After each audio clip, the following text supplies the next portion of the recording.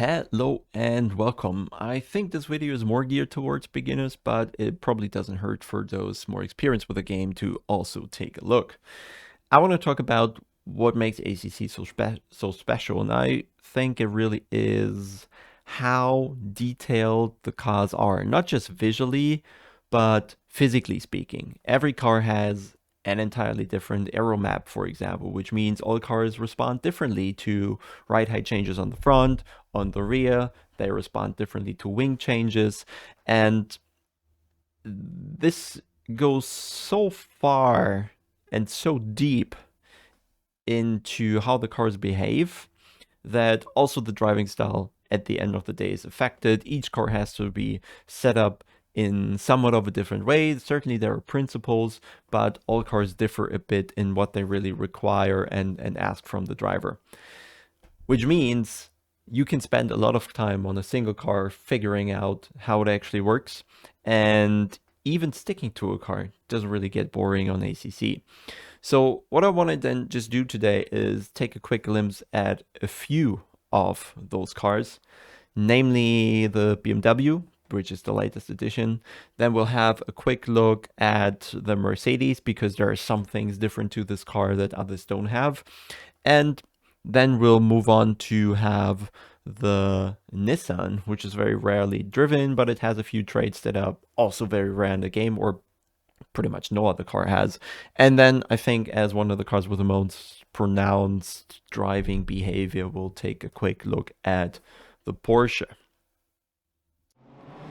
Starting with the BMW, the first thing you'll notice when driving this car is it has a ton of downforce. That is really the main thing, how it has improved over the M6 that was driven the last couple of years. The other thing is, because it has so much downforce, they had to do something to the engine to get it back in line with the other cars, which means it does have a good engine, but it's been BOP'd so brutally that while corner exits are just about fine, you'll sooner or later find yourself being passed at the end of the straight because the car simply hits a wall. It can't punch through anymore. It does have quite a few traits that still came from the M6. For example, the way the car responds to yaw, which is... let me not explain this for now. But the car just has a few traits where you turn it into the corner, it initially responds, and then suddenly it skids away over all fours.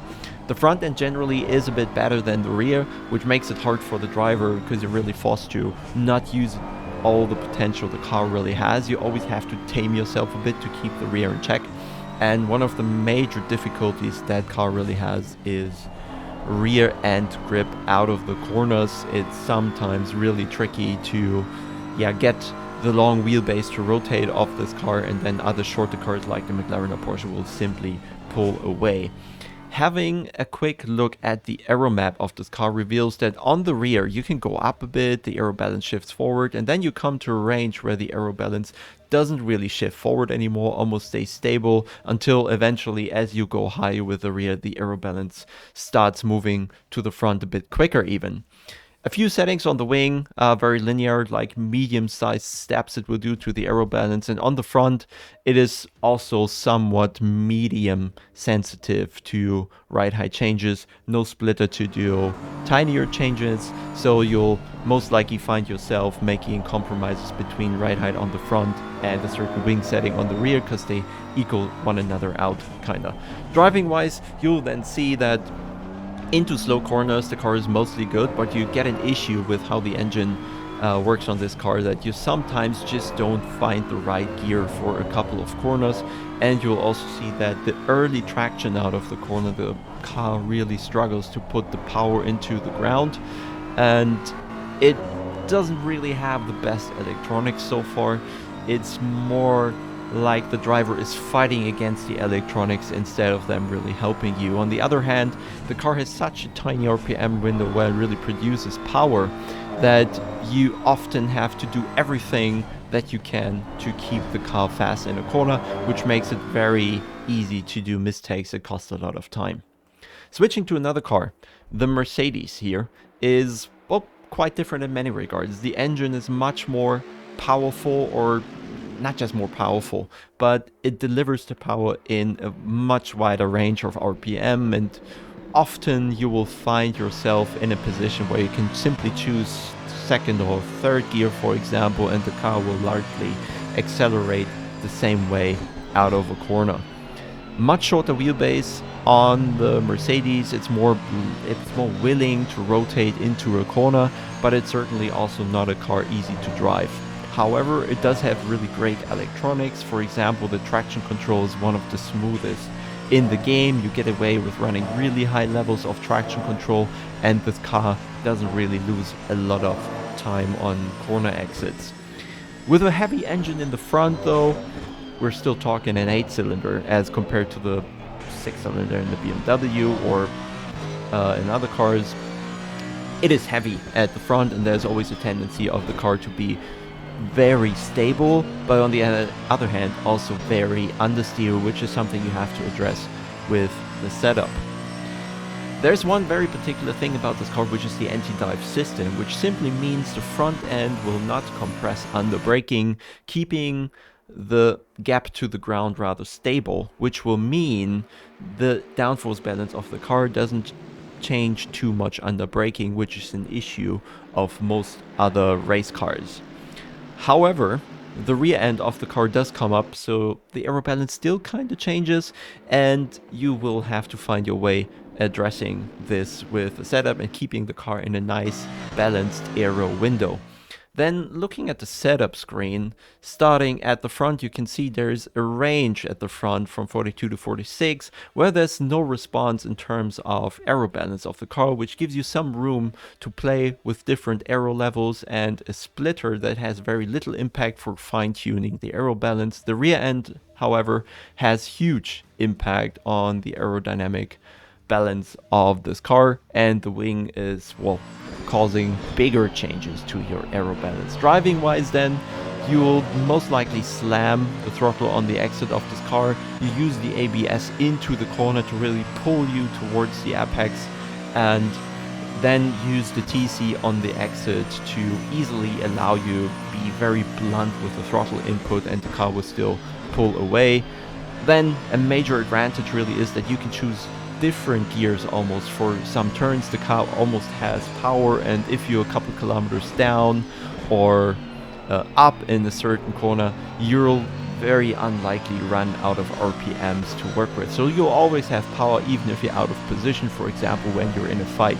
And here the engine torque really comes in handy, as some other cars, they just drop out of the RPM range where the engine produces the power really quickly, which makes it difficult to drive them outside of the ideal line. So there's an advantage here for the Mercedes in, well, battles for position. However, in some cases you can have a really unstable rear end or a too stable front, and finding a balance there is somewhat challenging with this car. Next we're gonna take a look at the Nissan, which is again a very different car to drive, and it's very difficult to set up as well. I think, as you can see, there are not many people driving it, maybe also for a few traits it has. It has, similar to the BMW, a difficult way to drive the engine, but while it also doesn't have top end RPMs, it does have a lot of punch throughout the lower range, and you basically feel like driving a diesel. This will lead to many situations where, for example, you have to shift up right before a braking point, simply because the car suddenly almost hits a wall in the RPM range, which is really unpleasant. Like, it goes up to 190, from 180 to 190 in a really short amount of time, but then there's nothing left, and you really stop at, well, anywhere where the engine doesn't find any more air to work with. It's also very tricky to set up. I think it's very rarely driven. It takes a huge amount of time to dial in, find the way with your springs to control for the aerodynamic balance. And we'll take a look at the aerodynamic screen here in a second, because this is just the most important setting, I think, in ACC altogether, or controlling the aero balance and how it works on each car. There is not too much impact on or from ride height on the aerodynamic balance, so you can really fine tune just by changing the car by a millimeter or so. Same to the front, really, where other cars are more sensitive on front ride height. This car doesn't respond too much. However, the rear wing has huge amount of impact, but you only have so many wing settings on the rear, which means it can be tricky to find a good aero balance on this car, simply because some settings have so little impact while others have huge impact, and maybe sometimes you're just not finding the middle ground here. Just watching, well, a German sim racing dinosaur here who has chosen the Nissan for his league racing. You can see that he's fighting a lot on the exit when the torque of the engine suddenly explodes. So this is something you have to drive around. It does seem fine in corners, a bit twitchy on the rear there, and it's a bit reluctant to really build the grip into the corner, but it is a rocket on the straight. But you'll also see it almost needs 2 more gears on the straight than some of the other cars. In the corners sometimes can be tricky to find the right ref range, and you're sometimes just working around the traits of the car and the engine there, for example. Moving on to the Porsche, which is the last we're gonna have a look at, but it's also one of the most interesting and fastest cars in the game, and it's also going to be reflected in the driving style. We're watching Tortellini on board here. The Porsche has, well, one of the weaker engines in the game, which means it won't be too fast in straight line speed, but it has a few traits that are really good. It has a ton of traction coming out of corners, and it has one of the highest corner speeds in the entire game. Usually you don't really have to go for exit focus on this car because it still produces a huge amount of grip when you're leaving the corners with a lot of rotation going on, but yeah, it kind of falls victim easily on the straight. If you do a little mistake from a corner exit, other cars will easily drive past you.